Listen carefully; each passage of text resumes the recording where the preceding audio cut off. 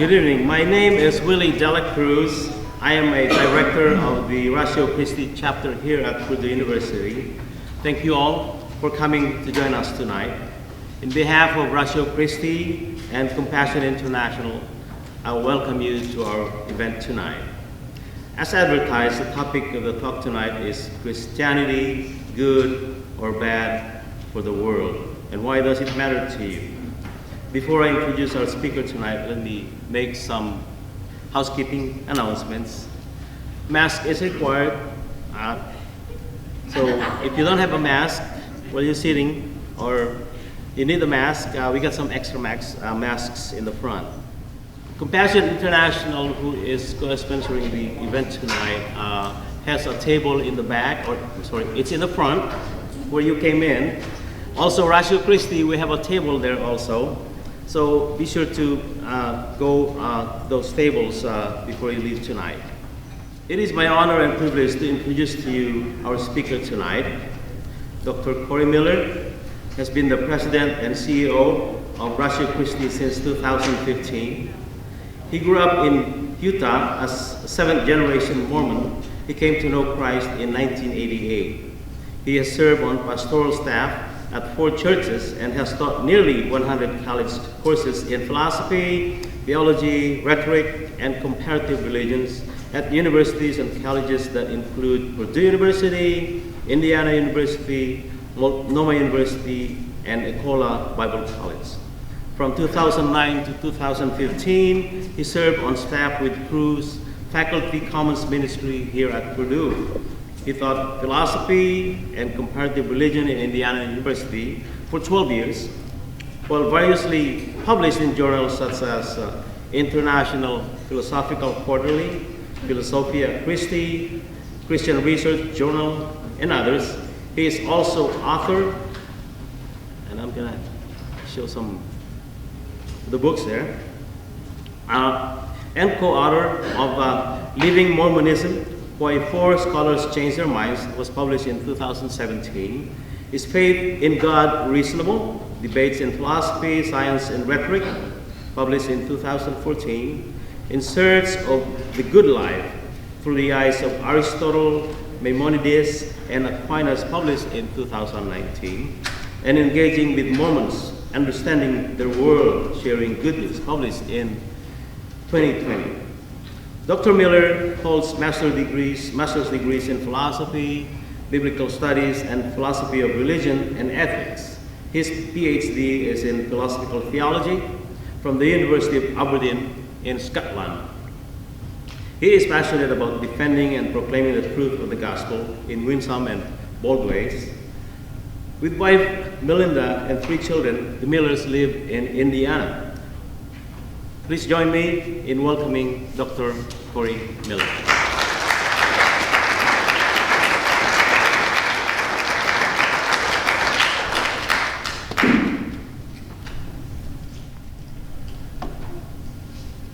Speaker privilege. And I think I need to turn on the microphone, I'm sorry. Christianity, good or bad for the world? From one angle, Christianity is viewed as false. It's viewed as oppressive from the other angle. It's unscientific, it's harmful, it's hateful, and hideously headless. This is a question that has been around since the inception of Christianity. The first century apologist Justin Martyr, who was martyred for the faith, had to give an apology, a defense of the Christian faith in front of the Roman Senate and Emperor about Christians being insurrectionists, about them being bad for civilization.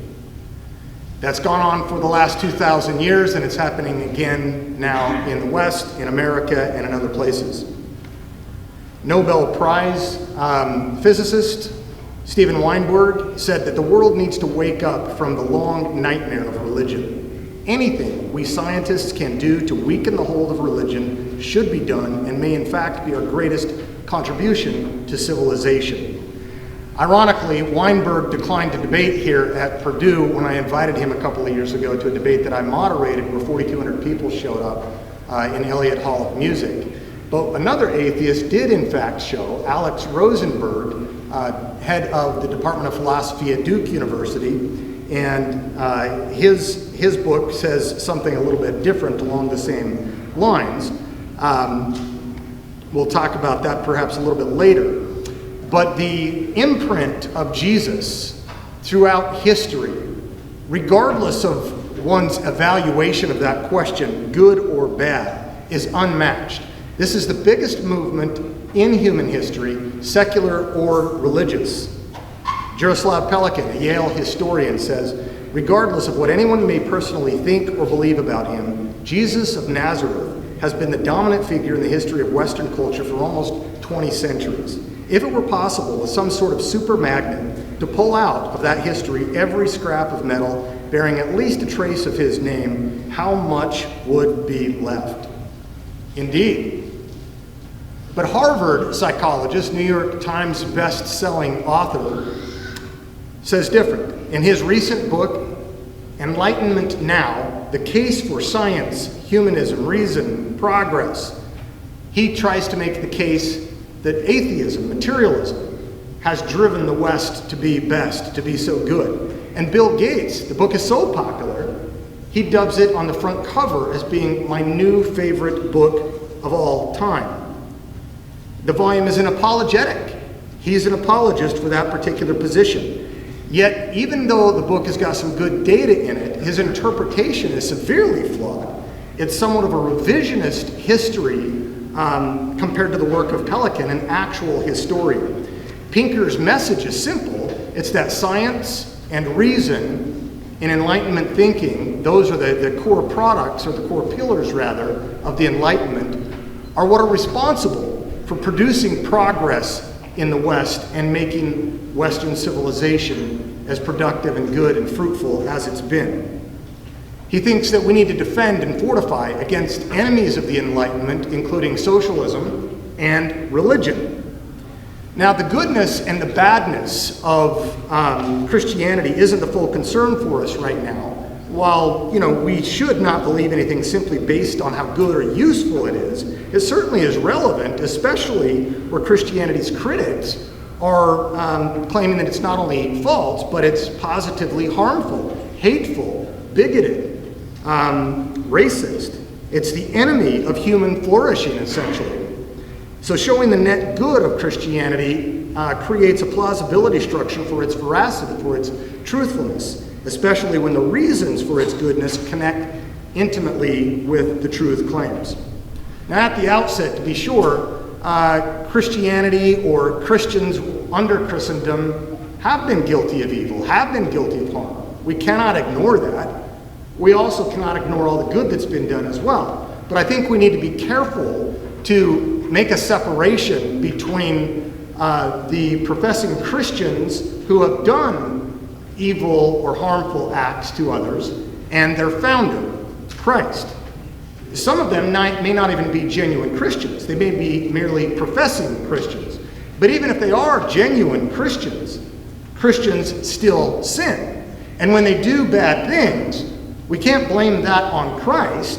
We want to look at that and say that's a matter of hypocrisy, where the beliefs and the practices don't line up. Those things would constitute the illogical outworkings of the teachings of Jesus. So if you're going to take down Christianity, you've got to go after not the Christians, but go after Jesus. And on that, there's no mud in the face of Jesus. One other pointer before we get going here is that the existential question about God asks whether or not God exists. The axiological question is about asking the question of what value, impact, if any, God's existence does or would have on our world. And two major positions emerge from this.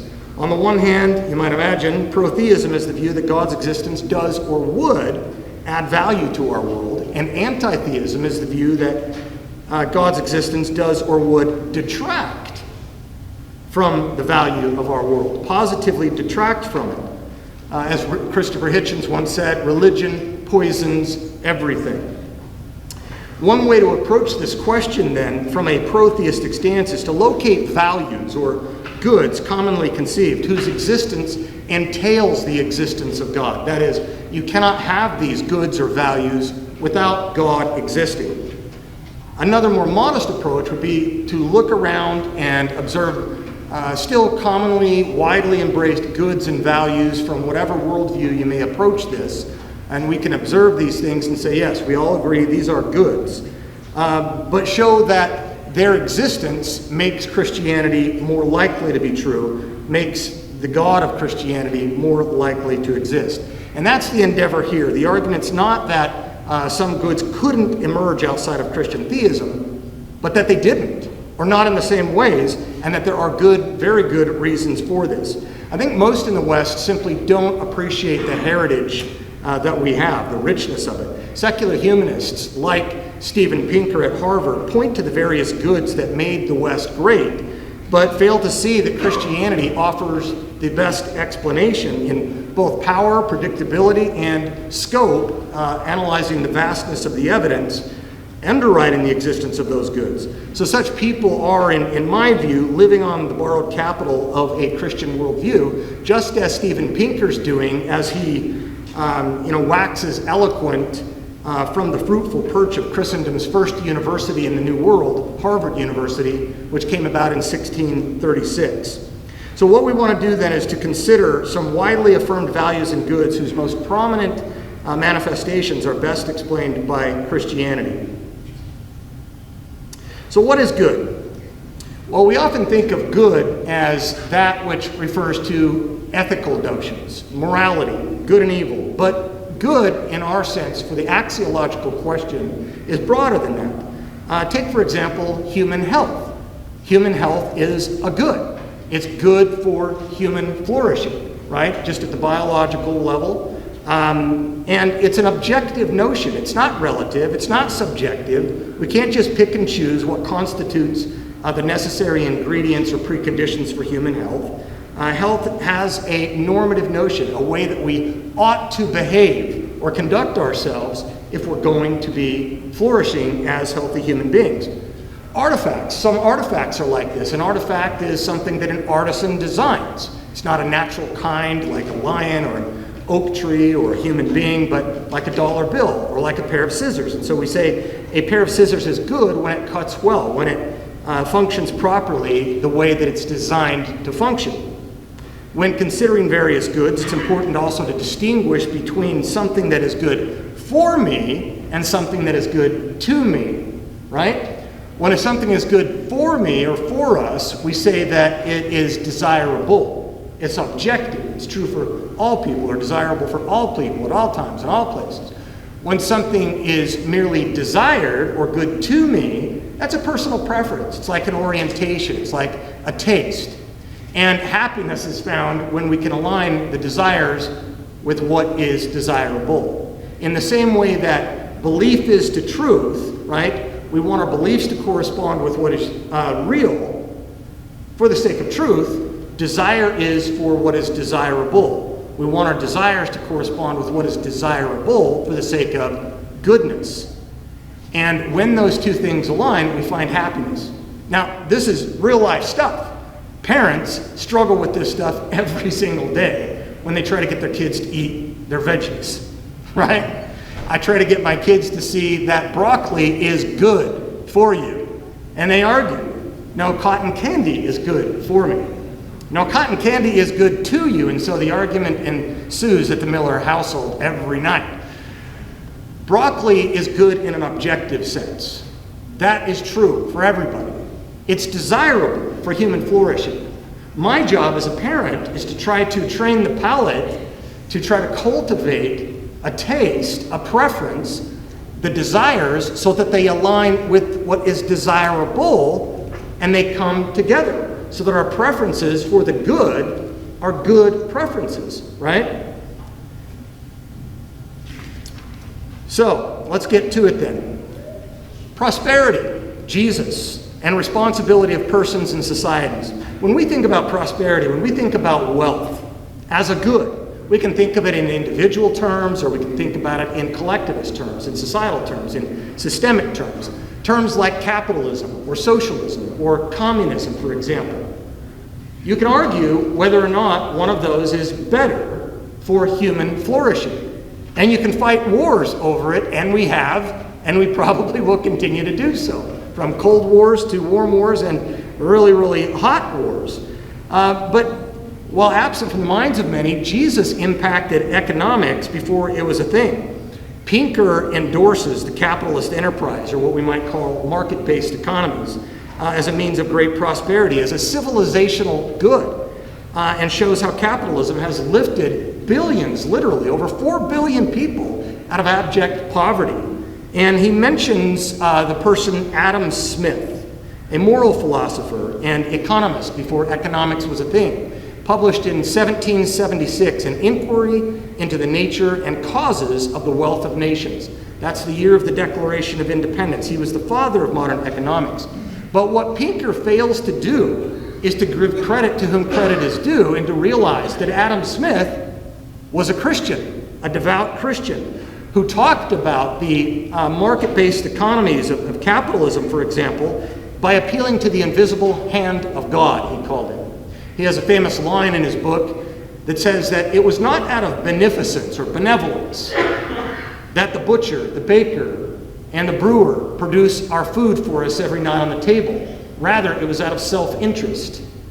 Not out of selfishness, but self-interest. And there is something to market-based economies. When you free people up and you have at least a moderately strong governmental force enabling this freedom to march out and do what it does without regulating tightly these human relations, these value exchanges come together. Someone wants a product that someone else makes, the product price is given, they both come together, they agree on it, and they both come away saying, I got what I wanted, what I paid for it. I sold the product for what I wanted. And out of that wealth, creation from little transactions comes massive wealth. And it wasn't in 1776, but 1789 with the Federalist Papers and the Founding Fathers, with Alexander Hamilton and James Madison, arguing for not a bloated government, but a strong central government that could allow commerce and the market freedoms to flourish in the way they naturally do, as though there's an invisible hand behind this thing. And within decades, America was off to the races to become the wealthiest nation the world has ever seen, and other people have wanted to copy it. Even China wants to copy it, though a formal communist government operates somewhat capitalistically in its economy. So Pinker wants to credit that to secularism, but his Harvard colleague and department head of economics disagrees. Benjamin Friedman defends the vital role of Christianity in the birth of capitalism, even if the contemporary scene has since divorced itself from its origins. We might say that the contemporary scene is living on the borrowed capital of its original motivation. Pinker demurs concerning Marxism as a social good, and granted, that can be disputed. This is a debatable issue. I'm published in Marxist thought. I studied Marxism at the graduate level here and have been published in peer-reviewed journals. But I think it's an observable empirical fact that capitalism, or market-based economies, I'd rather use that, capitalism has since evolved, it's changed, such that the workers today are actually the owners too. You got a 401k, you own the corporation, right? But it has literally taken out half the world out of abject poverty. Socialism cannot claim that as an observable empirical fact. And the leaders of those movements, like Lenin, like Stalin, like Mao, Pol Pot, Kim Jong-il, Castro, they never lived in, when the dictatorship of the proletariat finally arose, they never lived in the same tents of squalor that their proletariat laborers that they were supposed to have, liberated lived in. They lived in mansions. And more than that, they killed 100 million of their own people. Far from Marxism's socialistic impetus for non-charitable, coercive, forced redistribution of wealth, from each according to their ability, to each according to their need, as it were, Jesus modeled giving by giving of himself. And the early church followed down through the line, through the centuries. They gave to the poor via voluntary charity, not involuntary charity.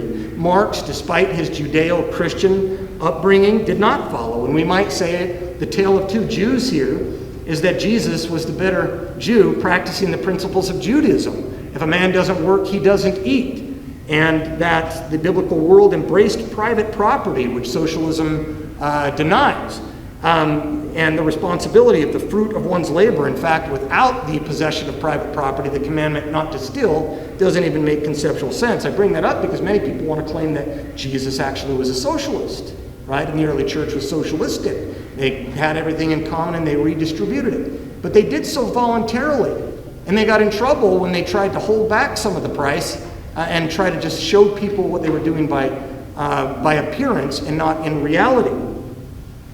But like this, capitalism or a market-based economy is actually, in appealing to some of these self-interests which motivate people to excellence, have brought about many virtues of responsibility, virtues of hard work, innovation, creativity. The Christians who viewed this saw themselves as emulating God in God's innovative and creativeness. They were creative, they were innovative. They produce products of excellence, and the more you can compete in a marketplace, the best products can rise to the surface. And then wealth accumulation. It wasn't just about hoarding things. The Christian mission wasn't about greed. Money was not a problem. It was the love of money and making money a god. John Wesley, the reformer, once said that you should earn all you can so you can save all you can so that you can give all you can. And the early Christians viewed, and the Jews as well, they viewed work as a form of workship or worship, right? When Max Weber, the great German sociologist, looked around the world and tried to understand how, since the 18th and 19th centuries, the majority of the world was still in extreme poverty, how all of a sudden most of the world came out of abject poverty. He wrote the book, The Protestant Ethic and the Spirit of Capitalism, and observed that people started to view everybody having a vocation, that the most important role wasn't simply the priest or the missionary or the pastor, but that we want that to collapse, that bifurcation to collapse, and we want to be able to see that everyone has not just an occupation, but a vocation, not just a job, but a calling. And there was infused then a spiritual character to work. Work was a form of worship, and it corresponded to the scriptures that say, do all you do as if for the Lord. Work as though you're working for the Lord. And suddenly this engine just burst forth. And so it was these kinds of things, and there's more from where that came from, but these kinds of things that paved the way to Adam Smith and the Wealth of Nations, where work was given a spiritual character. There has been greed in capitalism, but there has also been envy in socialism. Both of those problems, however, of those systems, are spiritual problems, and the Christian worldview has an answer to that. Jesus, not secularism, is the greatest motivator for charitable distribution of wealth in history. As a Jew, Jesus embraced the sanctity of human life, a high view of humanity, humanizing humanity perhaps more than anybody else, giving us a provisional Christian humanism, not a secular humanism, whereby property ownership, including indeed my own body, is not my own, was a matter of stewardship.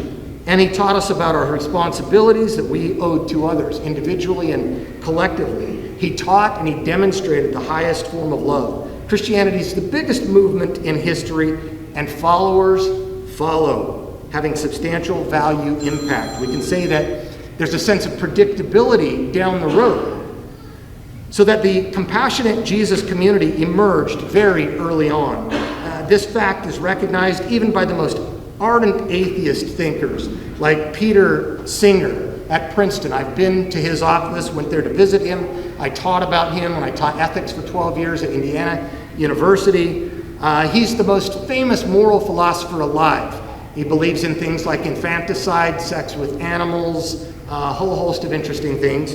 Like Steven Pinker, he's an atheist Jew, but he's not a capitalist like Pinker, he's a Marxist. But he confesses this as an ethicist in his book, The Unsanctifying of Human Life. If God does not exist, there's no such thing as a sanctifier, so you can no longer have the sanctity. That will have implications. And he says this: the doctrine of the sanctity of human life and the seriousness with which the killing of any member of our species is regarded mark off the Christian ethical and cultural tradition from almost all others. That very many different societies have seen no moral objection to abortion and infanticide, I think, is well known. Even if we restrict our attention to infanticide, killing babies, the list is almost endless. Both Plato in the Republic and Aristotle in his Politics proposed that the state command the killing of deformed infants. We find nothing resembling the doctrine that the lives of all born of human parents are sacred in the pre-Christian literature. Nothing. There can be no doubt that the change in European attitudes to abortion and infanticide is the product of the coming of Christianity. And so we have this Christian humanism. Christian humanism being movement-centered and leading to organized charity, far more impactful than secular humanism on the world for good, is Christian humanism. Even just the abortion issue, when we bring that issue up, and I'm not arguing one way or the other at this point, I'm just giving a descriptive fact of the matter. It's common to hear critics of Christians, the most prolific, I think, and prominent defenders of the right to life of the most vulnerable and innocent in our species, that those people are concerned only for the preborn, but not for the postborn. They're concerned only for the womb, but not for the tomb or anything in between that. They're not concerned for the whole of life. And as the aphorism goes, life begins at conception and ends at birth for those people. Nothing could be further from the truth. There are 600 Planned Parenthoods in America that offer health services, in addition to, let's just be frank about the methods that happen in there, to beheading, ripping off limbs, and burning alive babies, in addition to medicine in women's health facilities. But there are over 3,000 centers that offer only genuinely women's health and not a mixed bag of Grim Reaper plus medicine. Furthermore, they offer help to mothers and their babies long after birth. There are numerous churches that offer personal help to young mothers, and given the Christian impetus toward life and loving the poor, it's unsurprising that the Christian community is responsible for more than twice that of the general population when it comes to adoption in this nation alone. Not including adoptions that happen abroad from here. Critics really ought to consider the very hospital where they came into being outside of the womb, or the hospital that they've been in numerous times, maybe even with respect to COVID since then, and a hospital that they may die in. Now think about maybe a hospital that you've seen recently. Is it called Richard Dawkins Hospital, Bill Gates Hospital, Steven Pinker Hospital, Stephen Hawking Hospital, Ibram X. Kendi Hospital? No, it's St. Francis, St. Elizabeth, St. Mark, St. Jude, First Presbyterian Hospital, First Methodist Hospital, Good Samaritan Hospital, Eliezer Hospital. Most hospitals are like that. That alone should be a pointer to the origin and the motivation of hospitality. Now we have an entire major here, just a half a block down, hospitality and tourist management. Hospitals used to be this, but now we have an entire entertainment and leisure industry around it. But where did these things begin?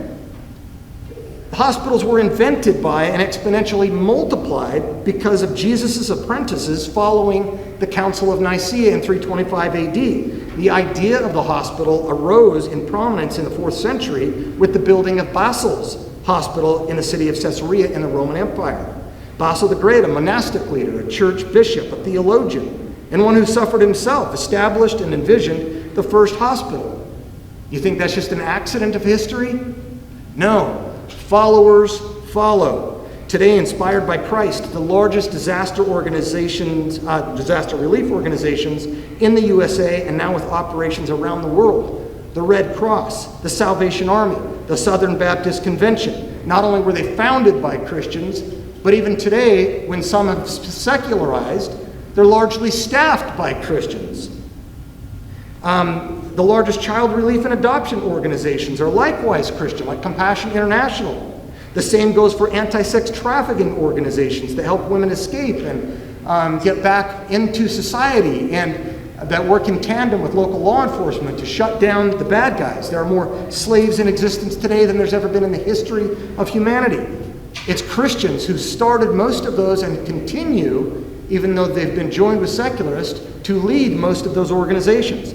America has become the most prosperous nation in the history of the world, and also the economic mothership of organized charity across the globe. Notably, America is among the most heavily influenced by Christianity. That's not just a correlation. There is a rooting there in causation. And we can go on and think about now private charity and a private charitable mentality beyond institutions, beyond systems. When it comes to individual charitable giving, on average, the data shows that conservative Christians are the most charitable. And by conservative Christian, what I mean is those who hold the Bible in high regard, have an understanding of personal conversion, and a dedicated apprenticeship to following Jesus. Ironically, they're even more charitable, according to the data, to secular causes than are secular people. And this goes beyond monetary gifting to commitments like giving of blood. One Syracuse University professor, Arthur Brooks, in the book Who Really Cares, admits that he began as a liberal and a skeptic about the thesis that religious conservatives were the biggest givers per capita. But after having spent 3 decades in philanthropy as an academic, both in the USA and in Europe, he was converted. And he writes, "In years of research, I have never found a measurable way in which secularists are more charitable than religious people." From his research, he goes on to show that religious people were 25 percentage points more likely to give than secularists. Religious people were also 23 points more likely to volunteer. Religious people who per family earned exactly the same amount as secular people, example $449,000, gave about 3.5 times more money per year. They also volunteered more than twice as often. People who pray every day are 30 percentage points more likely to give money to charity than people who never pray. And the churchgoer will be 9 points more likely than the seculars to give to non-religious charities, 25 points more likely to volunteer for secular causes than for secular people. Indeed, he goes on to show that even one's mentality with respect to private charity, one's view of the role of government, has measurable consequences. He says that someone who affirms a strong governmental view of care for the poor will give far less than someone skeptical about governmental role in giving to the poor. The data shows that people who have children are on average more generous than those who don't. And due to biblical conviction, Christians excel in baby making. They have a theological, not merely a sociological understanding of the family. People who were raised in church, even if they don't attend now, are more generous on average than those who never regularly attended. Indeed, Bill Gates, who endorsed Pinker's book as the new favorite book of all time, and whose foundation gives millions to charity, claimed in his 2014 interview with Rolling Stone to believe in God, to have been raised in church, and I don't know if he does now because he's recently going through a divorce. He currently has been raising his family with 3 kids in church, even if he doesn't quite understand the faith or its value. This is just the data. And what about human rights? From whence comes human rights? This notion that everybody got concerned about after the Holocaust, when the Nazis tried to exterminate, tried to commit genocide on the Jewish people.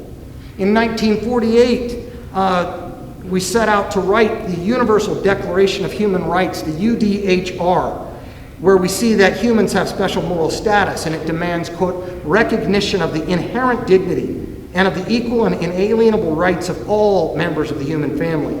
The grounding of this intrinsic dignity is universally shared by humans in virtue of their being human as such. But what does it mean to be a human? Who says?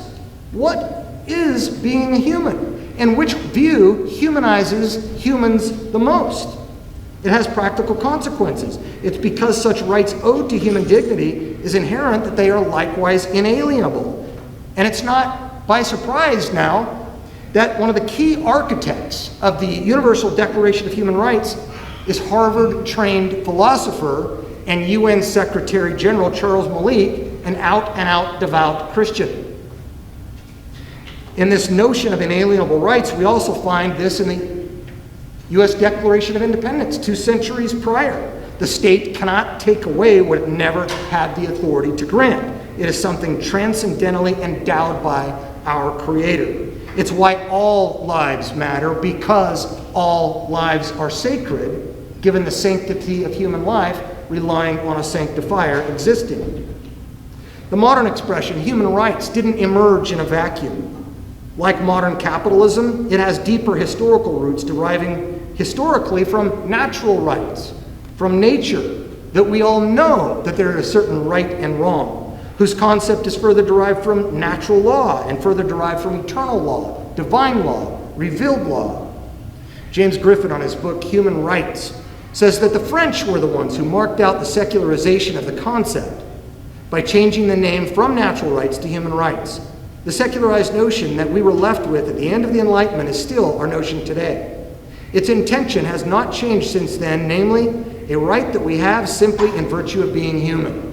Well, what does it mean to be human? Why is that so sacrosanct? Why is there human privilege? You see, Peter Singer, in his book, The Unsanctifying of Human Life, says that it's a form of discrimination, much like racism and sexism and so forth.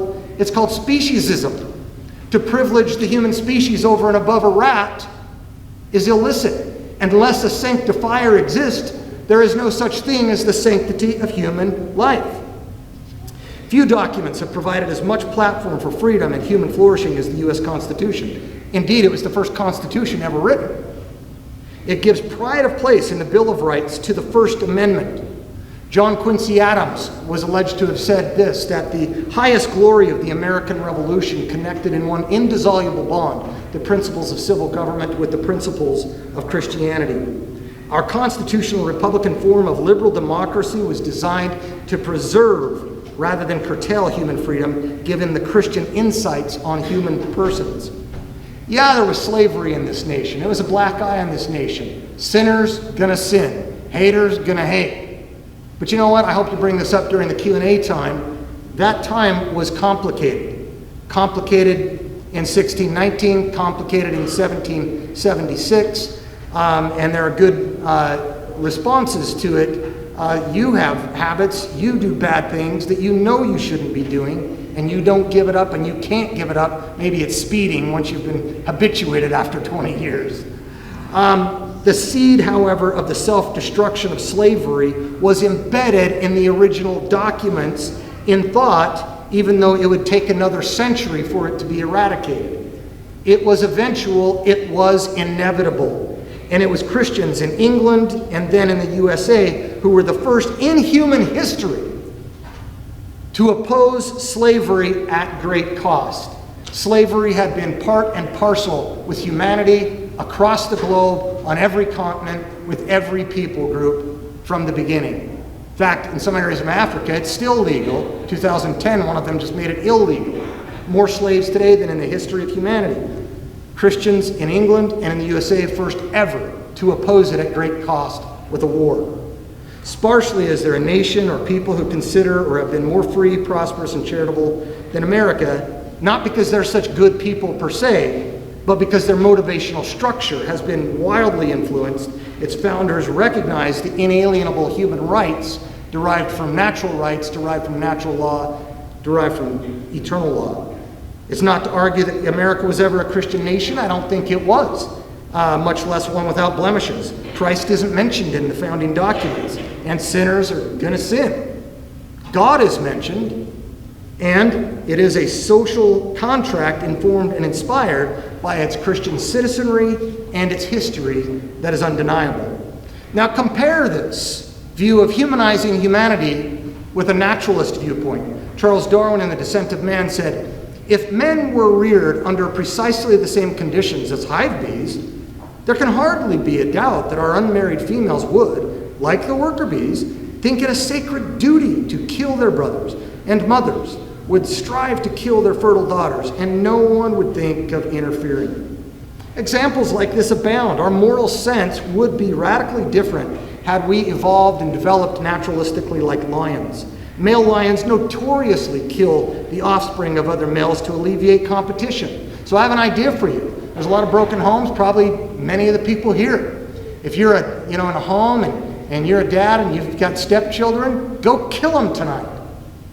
If you were just a lion, that's what you would do. And no one would think of interfering.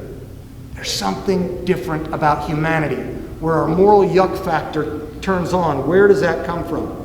Both moral facts and our moral sense depend, in the other case, on evolution. Prominent ethicist James Rachels, whose textbooks I used for 12 years in teaching out at Indiana University, comments this way in his book, Created from Animals, The Moral Implications of Darwinism. He says, we are not entitled, not on evolutionary grounds at any rate, to regard our own adaptive behavior as better or higher than that of a cockroach, who after all is adapted equally well to life. Even if there were moral facts on this account, it isn't clear that we would know them because of the impediment of the account of our minds aimed at survival rather than at truth. The Christian view is that God created our minds to be aimed at truth for His glory and to discover nature and make the world a better place. According to naturalistic evolution, I'm not talking about theistic evolution, just bracketing naturalistic evolution here, there's no sense in which we have confidence that our cognitive equipment is aimed at truth rather than survival. And there are many examples that you could give where nature would select for or preserve characteristics and traits that would code for false beliefs rather than true beliefs. For example, suppose your perceptual beliefs were off, your depth perception, and you and I were on the Serengeti, and there's a lion out there, and yours are accurate, but mine are inaccurate. Mine tells me the lion's about 20 yards away. Yours say that it's about 2 miles away. Who's going to be the first to flight? Me. So false sense of perceptions, a false reading of the world actually has survival advantage, right? Steven Pinker in How the Mind Works says our brains were developed for fitness, not for truth. The severity of such is far greater than just mere moral knowledge. It's bad for knowledge, period. It doesn't appear that this provides a satisfactory ground of human rights, our knowledge of them, and attending obligations, unlike Christianity. The great anti-theist Richard Dawkins now concedes an advantage to theism as well. In his recent book, he says, whether irrational or not, it does, unfortunately, seem plausible that if somebody sincerely believes God is watching his every move, he might be likely to do good. He calls that the divine spy camera theory. He's got a bad nuance on it, but he's right. The motivational structure is different. It makes a difference in the world. And so the imprint of Jesus is clear. Almost 15 years ago, I sat where you are sitting. It was kind of serendipitous, kind of surreal being in this room. When I entered into the graduate program in philosophy here at Purdue, we came in this hall to listen to a guest lecturer from Europe, one of the European intellectual leaders, a philosopher, an atheist, Jürgen Habermas, who observed that democracy, human rights, equality, and freedom as we know it are, quote, the direct heir to the Judeo-Christian ethic of justice and the Christian ethic in particular of love. And then any other attempted explanation for them is just idle, postmodern talk. Morality and compassion. We can move on to rationality and education. Rationality and the rise of the universities and science itself. I wrote on Aristotle in my dissertation an entire chapter. In his magnum opus, his greatest work, he begins by saying, man by nature desires to know. This concept of desire here is impregnated with reason. Knowledge is a good. Does anyone deny that knowledge is a good? No one at the university ought to deny that. Scarcely would someone say that education is a good. Again, it's one of these broadly shared, agreed upon points that this is a good, a value for humanity. But what implications can we draw from this? What inferences can we draw from this? The bulk of Pinker's bestseller is devoted to an empirical analysis of human progress along the multiple dimensions of health, quality of life, education, life expectancy, etc. His data is relatively good, but his explanation is horrible. He doesn't give credit to whom credit is due because he's a committed atheist. Reason, he points out, is fundamental, and anyone who opposes it is unreasonable. Yes, so who's opposing it? And from whence comes reason? Whence comes the halls of reason, the universities? Well, some may claim that religion is an impediment to reason and to science. History says otherwise. Indeed, it is more than a fact of history that the universities were birthed in Christian medieval Europe. This fact is best explained by the Christian worldview, making it more than just a fact of history. There is evidence and there is explanation. There is data and there is interpretation, and they are not the same. Some say that there were universities prior to the ones the Christians developed. Yeah, Plato's Academy, where we get academia, or Aristotle's Lyceum. But they were nothing like the modern university. Nothing at all. It was not the Greeks, it was not the Romans that developed these institutions. They established no scholarly guilds, no permanent institutions. The major universities did not emerge in the East. They did not emerge in atheism. They did not emerge in Islam. They emerged in Judeo-Christian Europe. Jesus, a Jew, said that our purpose in life is to know God. This is not a faith tradition. He gave us a knowledge tradition. That's the central part of the Christian experience, is knowledge. It's not a feeling. It's not blind. It's knowledge.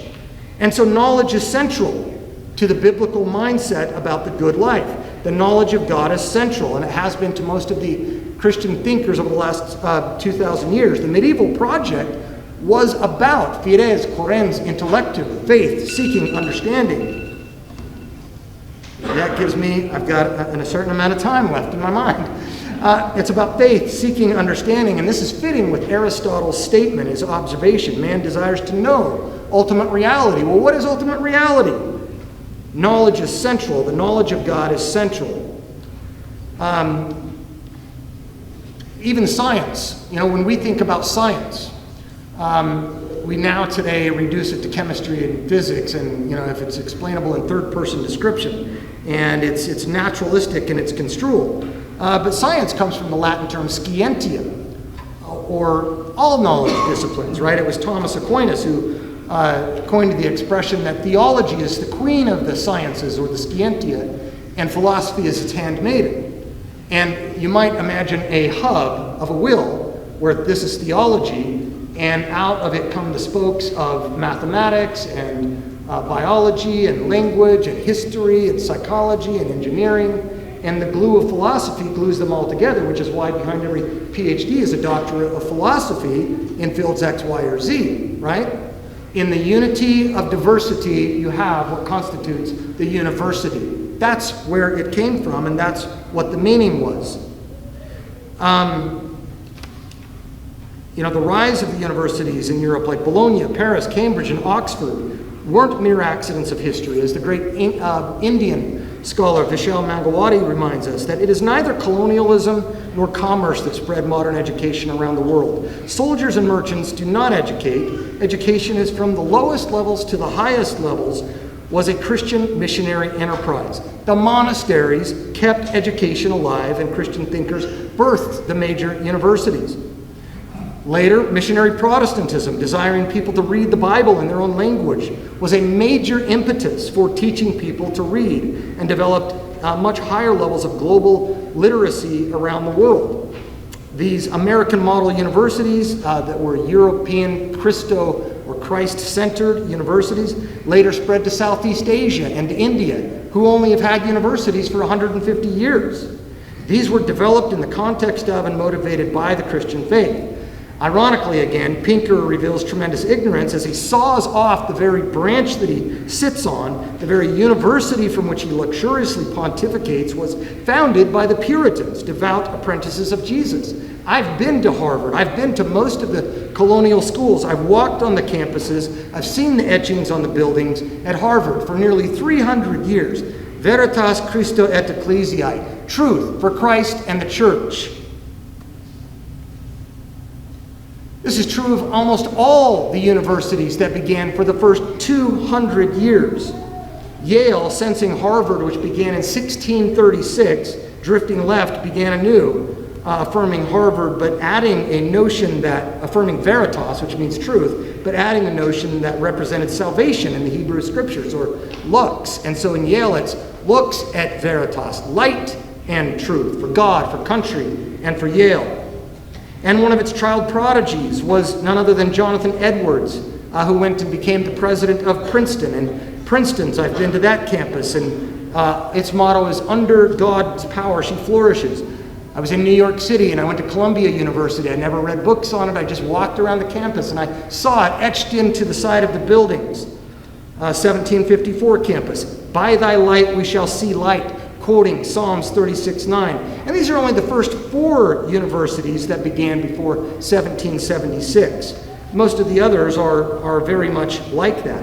Now, Christian intellectuals have, since the rise of educational institutes, seen themselves as contemplating what the father of modern science, Francis Bacon, called the 2 books of God: God's Word and God's work, Scripture and nature.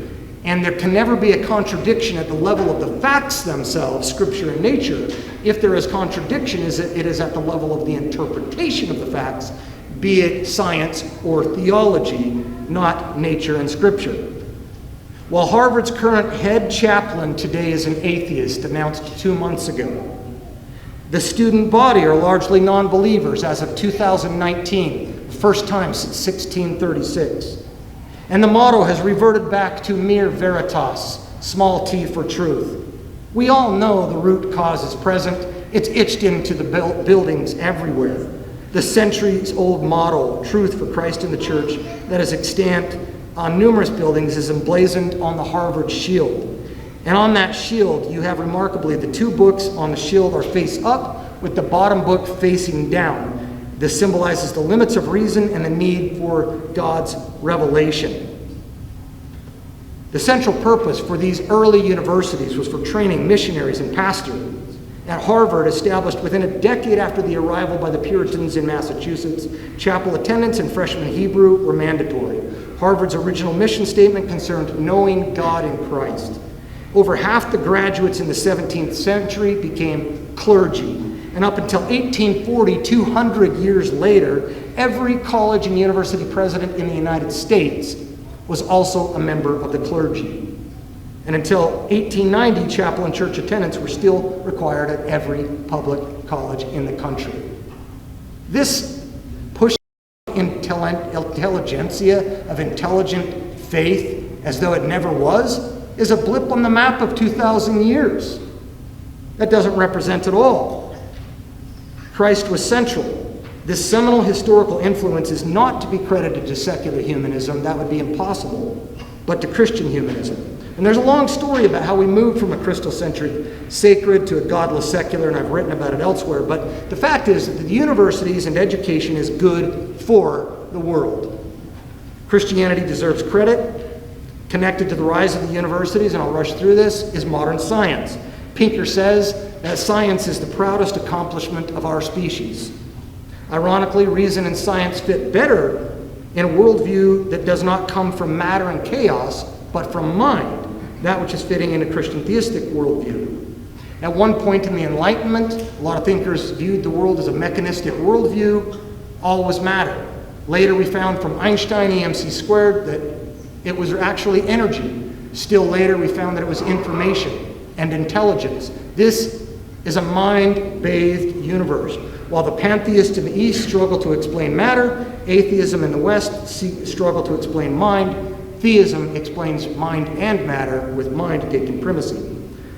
And I'll come to a close with this. Darwin revealed his own doubt about knowledge, not just morality, considering naturalism plus evolution creating its own self-defeat.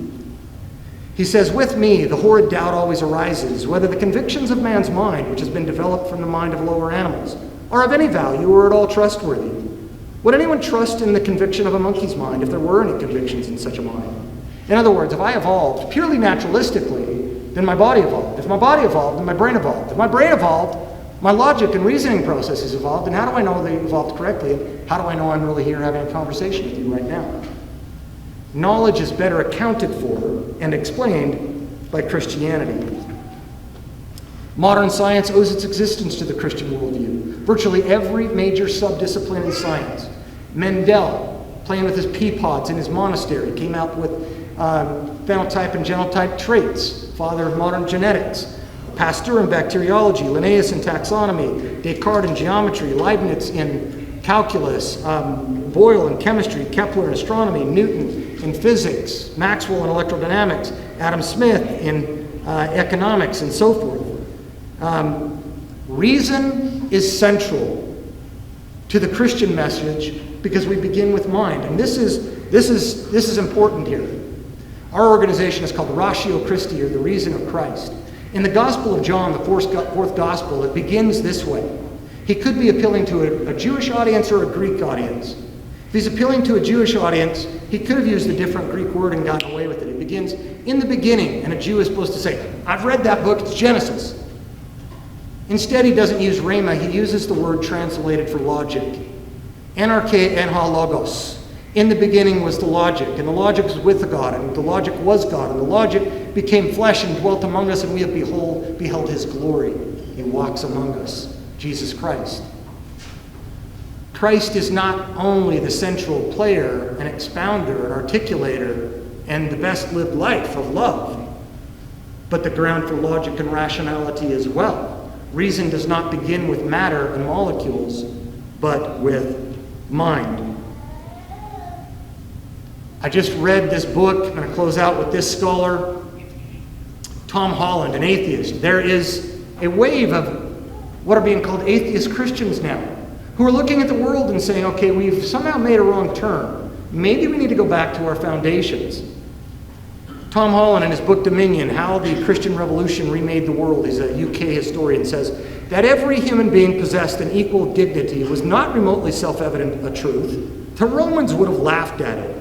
The origins of this principle of equality as dignity, as Nietzsche had so contemptuously pointed out, lay not in the French Revolution, nor in the Declaration of Independence, nor in the Enlightenment, but in the Bible. And he writes that the founding conviction of the Enlightenment, that it owed nothing to the faith into which the greatest figures had been born, increasingly came to seem to me unsustainable. Even as belief in God fades across the West, the countries that were once collectively known as Christendom continue to bear the stamp of the 2 millennia-old revolution that Christianity represents. It is why we generally assume that every human life is of equal value. In my morals and ethics, I have learned to accept that I am not Greek or Roman at all, but thoroughly and proudly Christian. Wow. There is evidence and there is explanation. There is data and there is interpretation. From morality and compassion to rationality and education. Just a couple of examples of widely embraced goods and values to the world. The inference to the best explanation in scope and power is not secular humanism, but Christian humanism. And Christians do this because they believe in their motivational structure in the significance of Jesus, the Jesus movement, who, as St. Anselm said, he paid the debt he did not owe because we owed a debt we could not pay. God so loved the world that he gave his only begotten Son, that whoever believes in him should not perish, but have everlasting life. My life has been changed and transformed. Your life can be changed and transformed. And it's been changed and transformed so that we can infuse and change and transform other people. Many years ago, my family began supporting a child in Africa from the age of, I think, 3 or 4 with Compassion International. Wrote back and forth, watched him lose his father to death, and he wrote back and said, but I have a Heavenly Father. And I thought about that as someone growing up fatherless. I always thought I had a Heavenly Father too. And I got to almost go visit him. It turned out I couldn't in Addis Ababa, Ethiopia, but we started supporting several others. We have joined here tonight with another group called Compassion International. I want to turn it over to Greg to announce. Hey y'all, I'm Greg Reeder. I am a mechanical engineering student, a AFROTC cadet, and most importantly, the president of Ratio Christi here at Purdue University. I am proud to be introducing Jay Mbiro tonight. He is from Compassion International. He is passionate about youth and music. He found his niche as a DJ and youth minister. He also started a mentorship program in his hometown of Mathare, Kenya, offering young people what he lacked as a child, godly, loving leadership. Jay grew up in poverty, but now he lives in Atlanta, Georgia, with his wife and 2 daughters. Please welcome Jay Mbiro.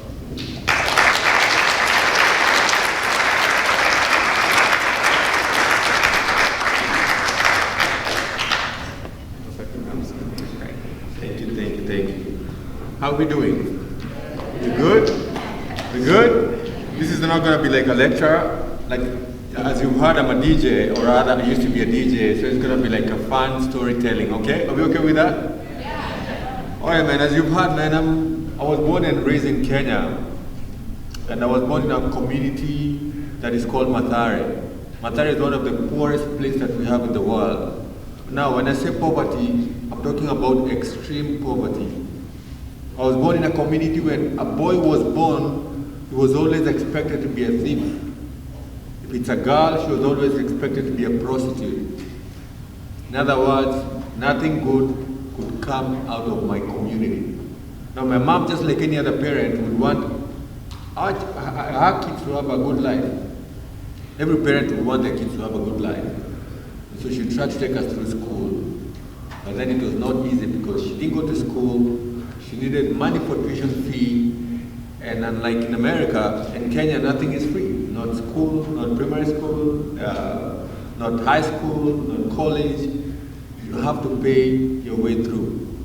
Now, when you're in one of the poorest neighborhoods and you have few shillings, you have to think between school and food. That's definitely not an easy choice. And it's not a complicated one because you'll have to think of food. And that food is not something that would come easily. I remember I would come into the house hoping to find something to eat. But then I would walk into a room that was cold, and a room that was cold was an indication that nothing had been cooked. You see, we lived in a house built of tin wall, the walls were made out of dirt. When you walked into that room, if nothing was cooked, the room would be cold. I know I'm talking to people who are in the US, who are in America. When we talk about food, we have plenty of food. As a matter of fact, when I came to the US the first time, I remember going to Texas, and they took me to a golden corral. They said you can eat all that you want. I almost died in there.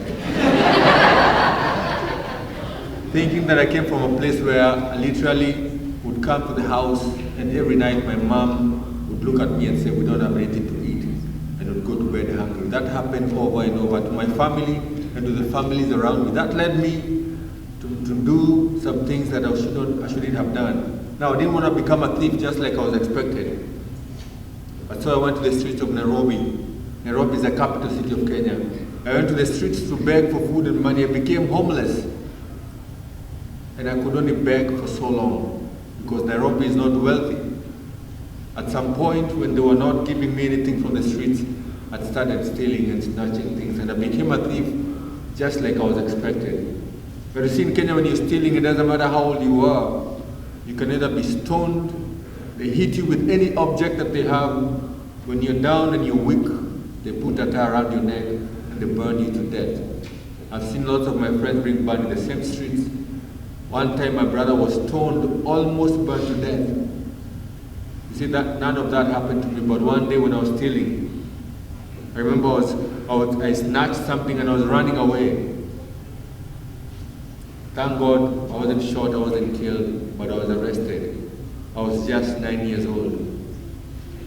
Now for me, when I would steal anything, I would take it home and I would feed my family. You see, my whole family didn't have anything. I remember at this point my mom could not take care of us, so we started living with my grandmother, who had other kids from our children.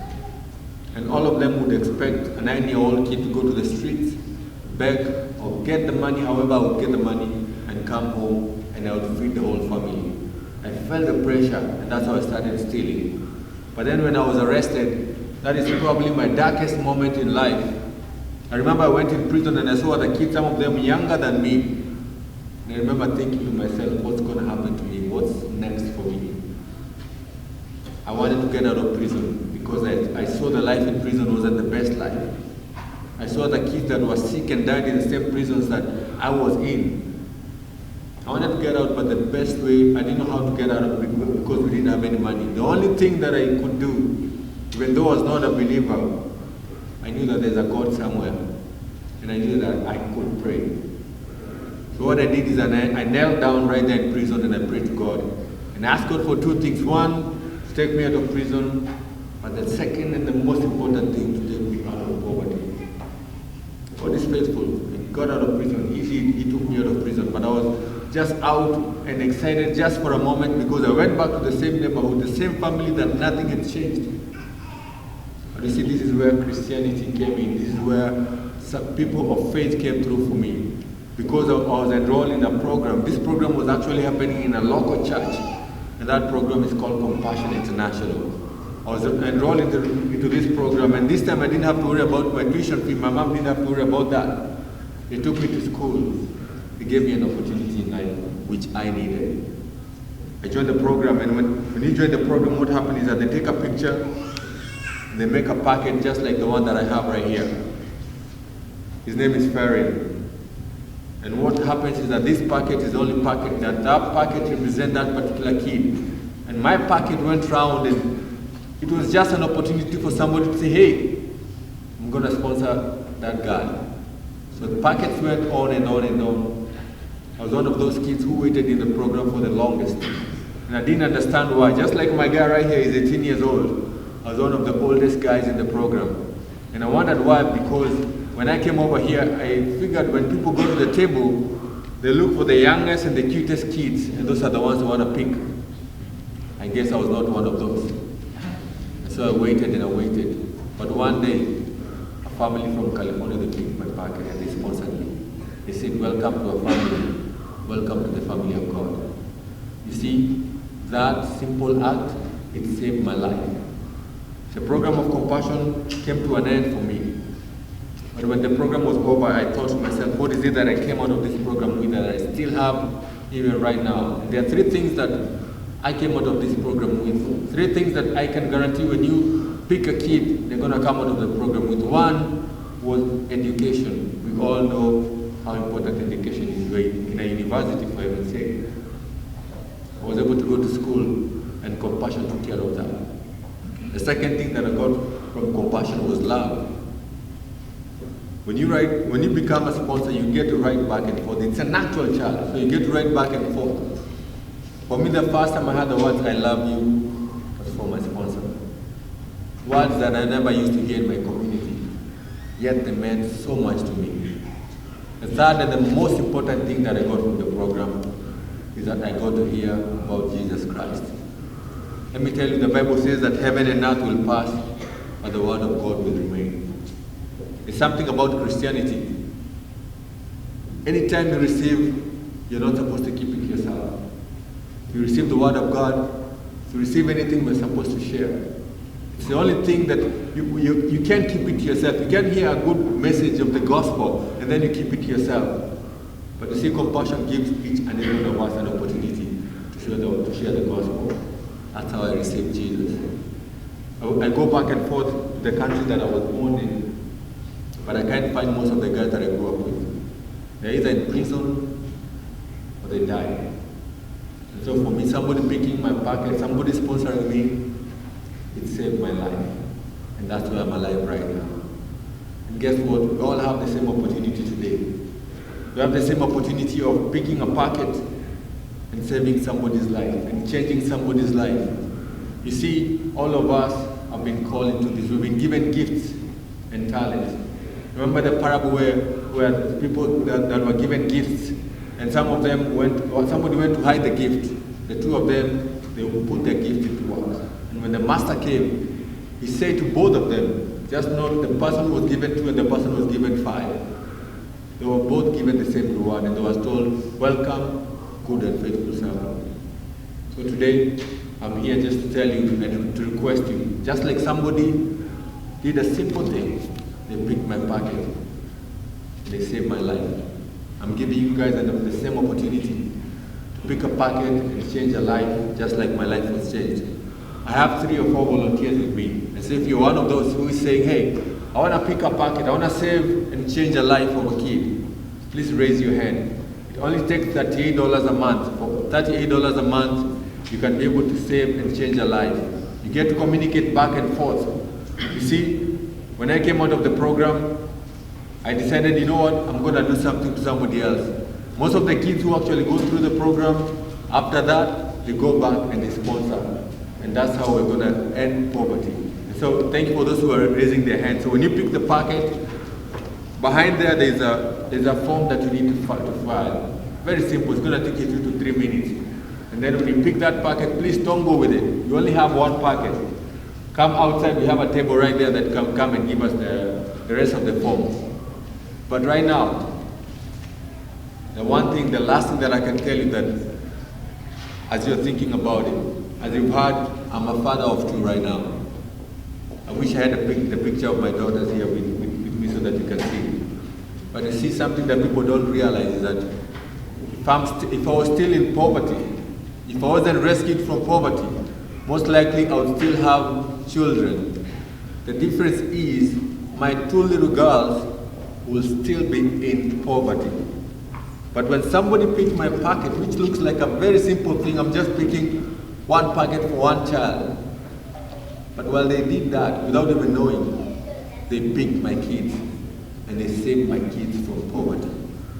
So right now, as we raise up our hands, just know that you're not just picking 1 packet. You're picking a generation. You're picking the kids of the kids. And they're not going to know what poverty is. Just like my daughters will never know what poverty is. And when you do this, you're going to rescue kids from poverty. And it's only going to be in no other name, but it's in the name of Jesus. Thank you so much, and God bless you.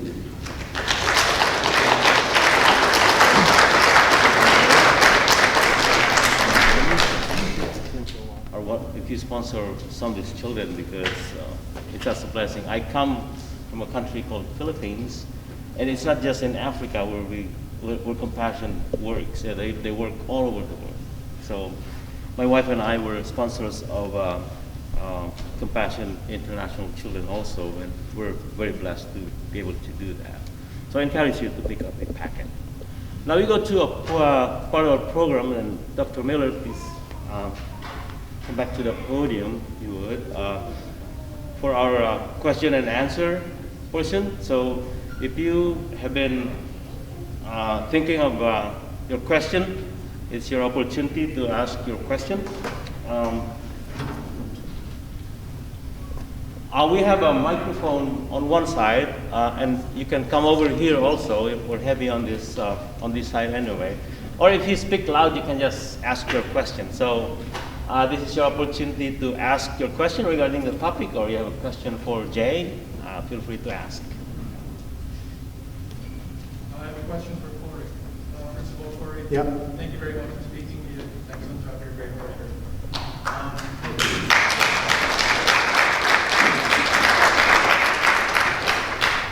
So I understood that your argument was that Christianity is good for the world. Is that correct?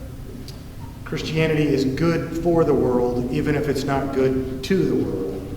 Okay. And I remember 2 of the main points you said was that 2 of the biggest movements in history, the United States of America and capitalism, were loosely based on Christian beliefs. Am I understanding that correctly? Yes, correct. This is something I've been thinking about a lot, and both those things, the United States of America as a whole and capitalism, they do have positive impacts towards the world you mentioned, and they do have negative aspects. You brought up slavery a lot. A lot of the slaves in America or in the world today actually, are there because of capitalistic systems. Additionally, the good that happened because of America also negatively affected a lot of people. I'm sure we're all aware of slavery and Native Americans. And how can you separate the good that Christianity has caused from the negative? Because I'm sorry. Yeah, good question. I wonder if we're hoping to pick this up maybe when we ask the questions. You can just go to the mic. That might be helpful for everyone to hear too.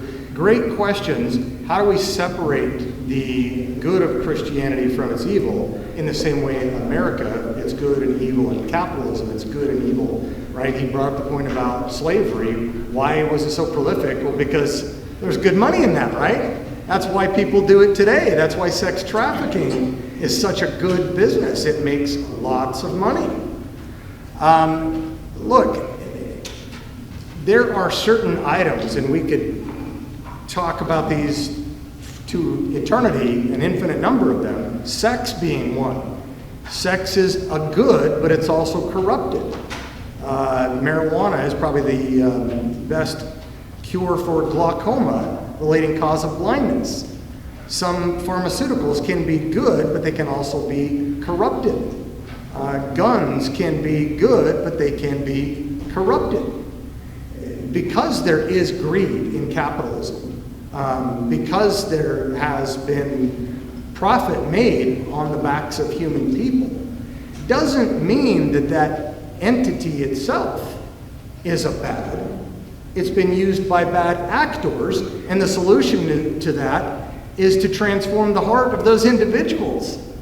So capitalism itself, including even a Republican form of liberal democracy like ours, best works when you've got a virtuous people, right? When the worker is worthy of the wages, rather than you just sticking it to them, so to speak. Yes, there were even Christians, genuine Christians, I think, that had slaves. Once it got into the economy and they got addicted to this stuff, they couldn't let it go. And much like you and I do when we rationalize sin, whether it's anger problems, whether it's speeding, whether it's pornography, we know we shouldn't be doing that, but we do it, right? They couldn't let it go as part of their economy. It was part of their economy. They couldn't let it go. So yes, humans have corrupted good things. That doesn't mean capitalism or a free market system is bad. It doesn't mean sex is bad. It doesn't mean pharmaceuticals is bad. It doesn't mean guns are intrinsically bad. You have bad actors. And so the solution to that is a spiritual one. Does that help? I will also add this. There are booklets out there on our table. This one that was the basis for my talk tonight, we just published it last night. Is Christianity good or bad for the world? There's another one that I have published out there. It's Is God Evil? Right? I'm a philosopher. I can argue that the problem of evil is a problem more for atheists than it is for theists. You can actually use the argument from evil to show that God exists.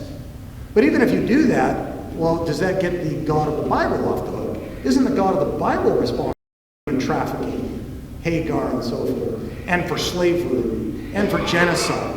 Don't we have that inscribed in the Old Testament? Isn't the God of the Old Testament a moral monster? I wrote that book to answer those questions. So Christians, and even in the Bible, slavery is practiced. But what does it mean, slavery? I don't want to dominate more time, but it's in that booklet, and if you ask again, I can proceed forward to answer that question too. Jay or me?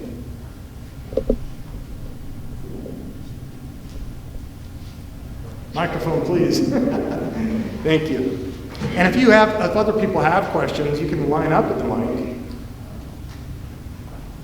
Thanks for doing that. That way everyone else can pick it up and we as speakers don't have to repeat the question for clarity, for the benefit of all. Hello. This is a question for Jay. Have you ever met your sponsor, Jay? No. I've never met the sponsor. Usually, you can be a sponsor nowadays, especially this compassion is making it easier because sponsor you can travel to the country where your child is from.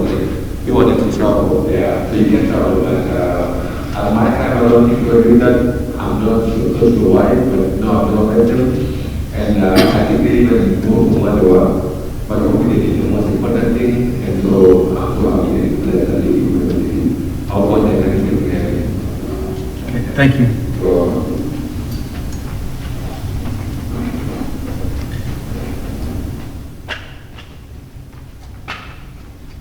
Okay, I got one for both you guys. So if you have the mic, I guess I can ask you first, Jay. So I sponsored a child, and I was told that being sponsored or in compassion school, being sponsored is can make that child almost be looked up to, because everyone wants to be sponsored, and in a way can kind of like make them a leader out of the group. In what ways, when you were sponsored and still going to school and doing all this stuff with compassion, did that affect you as a child and your ability to be a witness, or how did it affect you inside, when you found you were sponsored and growing as a child being sponsored? I think what I can say about that is when you get sponsored, you got to have an opportunity to know more about life. Because if I can give an example, well, like in this world of our own poverty, like we don't do anything else, or anything that we do is no one. People are born in a community, they are poor, they steal, they get killed, they do whatever they get. And so being in the program gives you a world's perspective, and you start seeing life in a different way. And that also gives you confidence, so that when you're in the community, when you're dealing with other kids, other family members, there's a confidence that you have in life. Because one, you're in the program where you're actually communicating with somebody from another community, they're telling you more about life and more about God. So I think it gives you the boldness, and you're right, most of the kids who go through the program, they end up being leaders, not only leaders in the church, but leaders in the community, and some of them even in politics and in medicine and all that. It gives you the confidence because you have an opportunity that other kids don't. Thank you. I wrote down my question for you a little bit.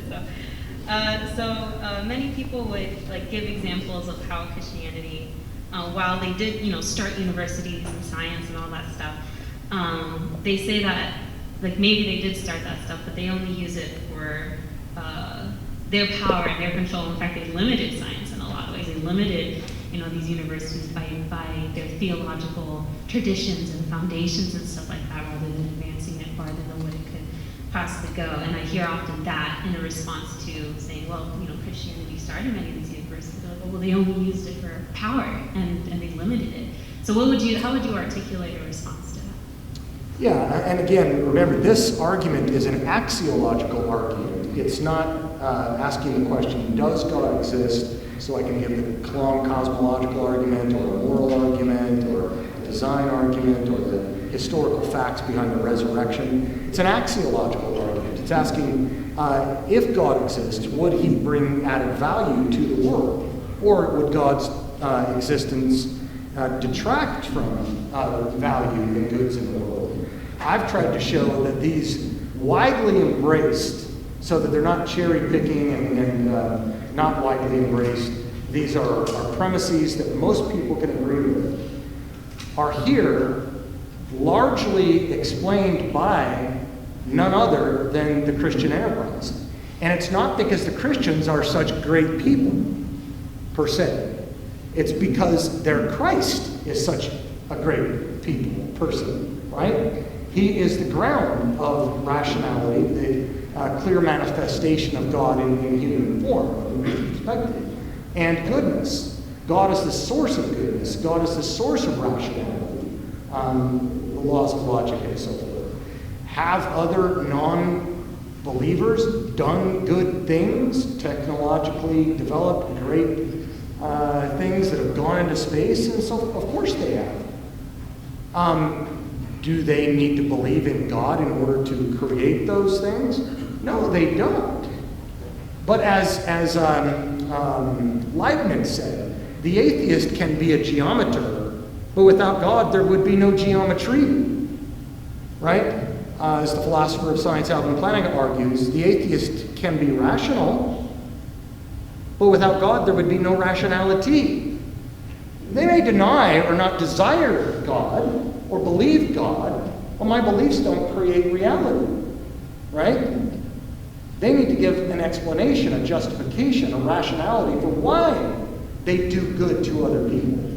Part of what's in that booklet, and I'm actually speaking at a church on this on Sunday, is a novel argument I developed from the Golden Rule. The Golden Rule is an example that is, once again, widely embraced. You have it written in Buddhist writings, in Muslim writings, in Confucian writings, in Hindu writings, in Jewish writings. Darwin himself mentions it. Modern neurologists, atheists mention it. It serves as an example of an all-pervasive moral fact, that there are moral absolutes, and that's one of them.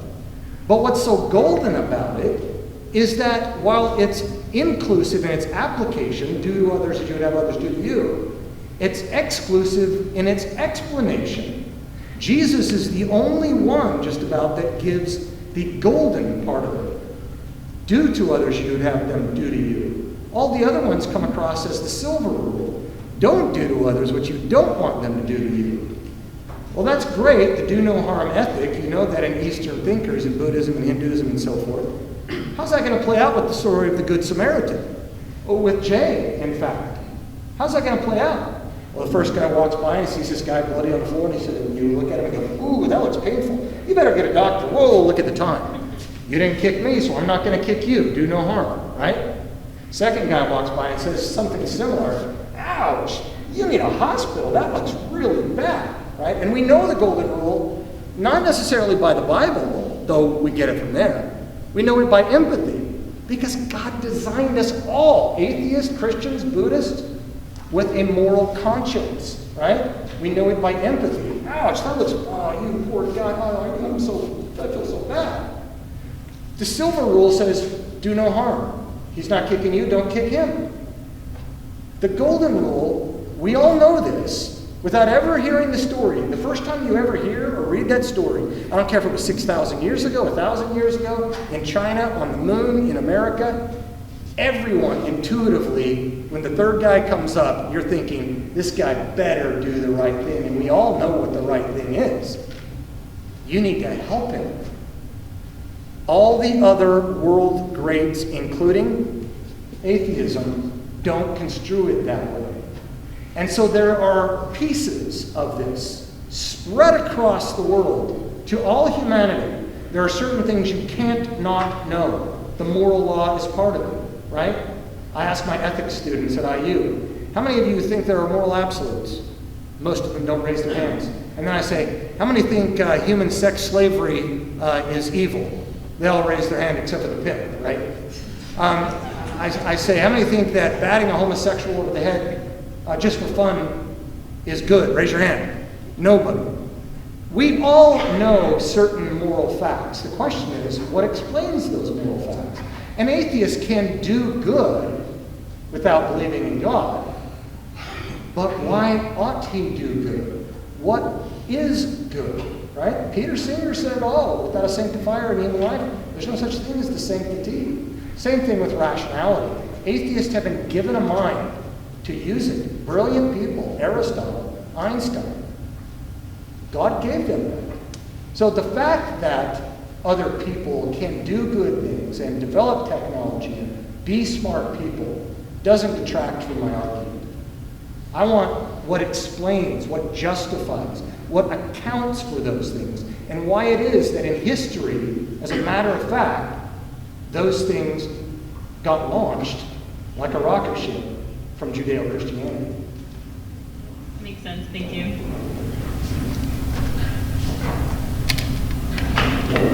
So, going back to capitalism, and I hope I'm not misinterpreting your argument, but how is someone acting in their own interest a Christian virtue when the grace of Christian virtues is love, which requires acting good towards another even when it's not in your interest?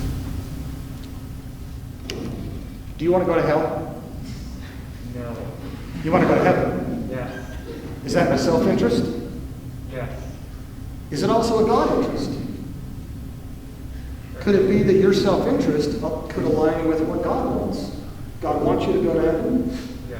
See, it's not, there is selfishness, there is selflessness, and there is unselfishness or self-interestedness, right?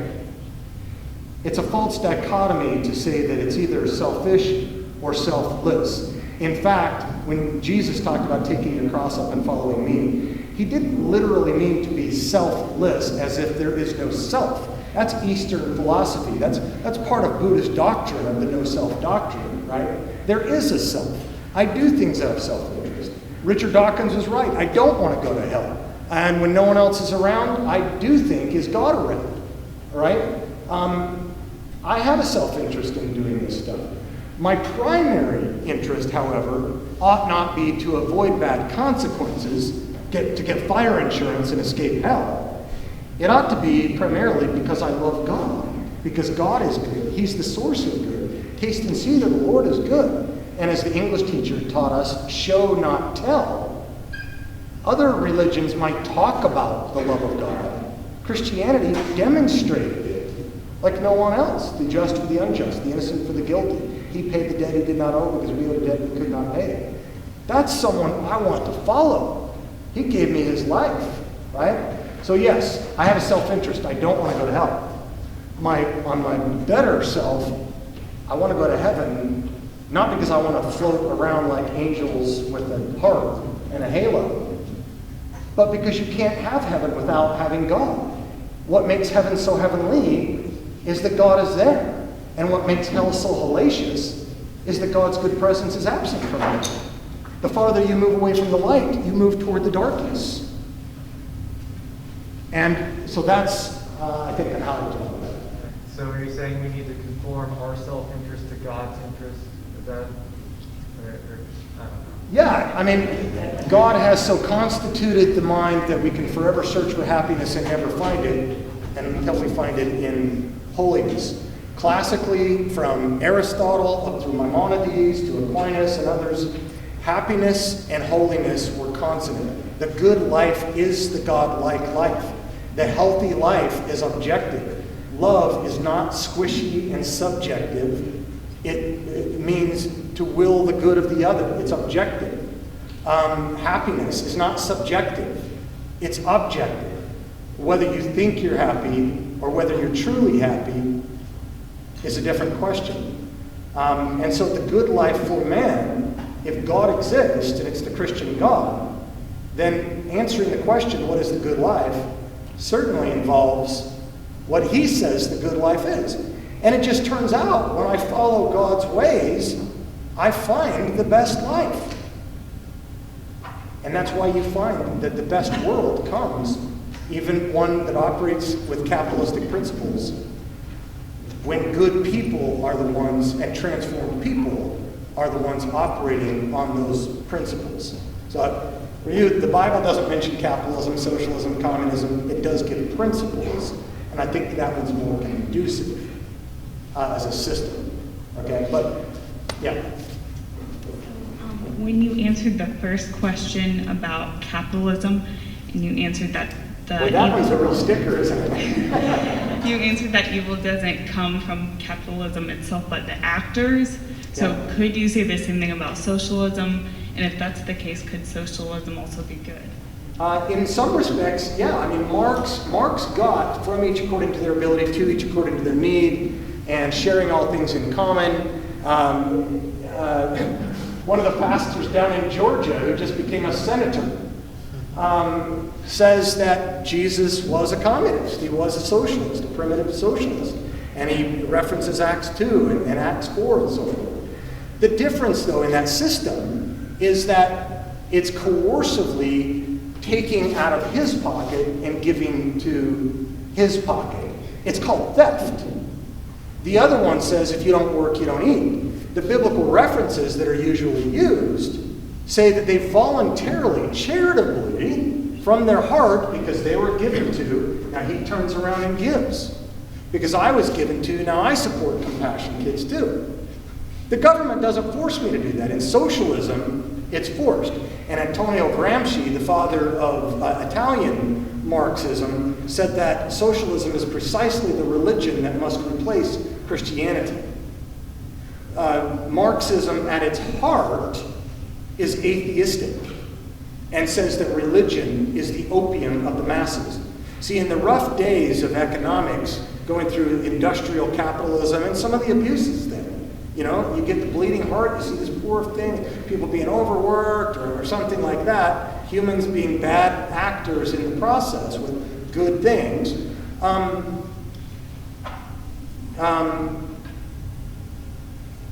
The rich people could get away from difficult times by going to opium, to drugs. They could afford the good drug. But the poor people couldn't. The poor in pocketbook and poor in mind, they had to go to religion, right? But Lenin says socialism is intrinsically atheistic.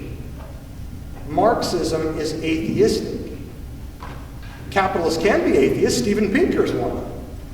They can be socialists too, until you start to realize what socialism is. And socialist principles don't involve voluntary giving. They involve involuntary redistribution. It's called theft. It's Robin Hood. You rob from the rich and you give to the poor. And somehow we think that's virtuous. And it doesn't help. One more illustration, I'll shut up on this. As a professor, I would often, with my ethics students, I would offer them this example. I'd say, wow, the first exam just came in and some of you had a really hard time with this. The average grade in the class was a B. So look, I realize that some people are more privileged than others. Some people have had private schools. Some people have had tutors. They've had better backgrounds conducive to giving them an advantage to this. So what we're going to do from here on out on all exams, I'm just going to give everybody a B. Is that okay? Everybody's going to get all things equal from each according to their ability to each according to their need. And I knew who the A students were, and I looked at them and I said, is that okay? They didn't want to say no because they were the minority. They'd get rushed outside the classroom. They said no. I said, why not? Because why would I try to get an A? I wouldn't try at all if I just know I'm going to get a B. And I'd say, how about you D students? Are you okay with that? Woo! They're happy as all get out, right? C students, same thing. F students, same thing. So what it's going to do is everybody's going to stop trying. And next week, the average grade is going to be a C. And then it's going to go down to a D, and then it's going to go down to an F. This is what socialism does. It's not good for humans. It's Venezuela. Even China has had to try to readapt because it's seen the rapid wealth accumulation of the West. And bad actors can take a good thing and be greedy and get slaves for it, and sex slaves, and all kinds of stuff. That doesn't mean the instrument is bad. It means the actors are bad. So let's make virtuous people operate with good tools to make as much as we can, to save as much as we can, so we can give as much as we can.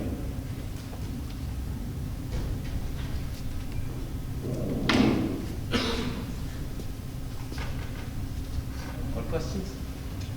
It's only, what, 7:20? Come on.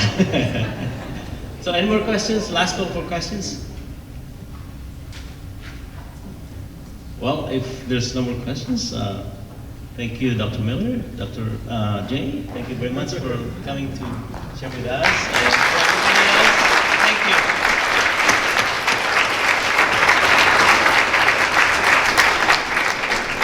I just want to add one thing. Since everybody just jumped on the capitalism thing, we do have another booklet we just got published. One of our faculty advisors, he's a University of Chicago economist. He was the advisor for the Bank of Russia, the Bank of China, the Bank of Afghanistan, and he oversaw the rebuilding of the Bank of Iraq. And he recently wrote one of those booklets. It's free on our website, called Socialism, Capitalism, and Communism. What does the Bible say? Very interesting for some of you to check out. But I would say go out to these tables and look at the booklets, but especially look at these packets for Compassion International. It's a beautiful relationship that starts over time.